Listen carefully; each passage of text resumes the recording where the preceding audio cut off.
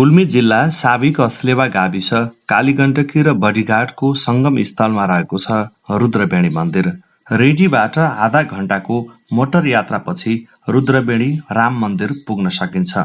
यहाँ वृद्ध आश्रमहरू पनि रहेका छन्। काली गण्डकीको किनारमा रहेको यस मन्दिरमा विभिन्न ठाउँबाट मन्दिरमा दर्शन गर्नुका साथै काली गङ्गामा स्नान गर्नका लागि भक्तजनहरू आउने गर्दछन्। निकै मनमोहक र रमाइलो ठाउँ भएकाले पनि यो क्षेत्र सम्भावना बोकेको क्षेत्र हो।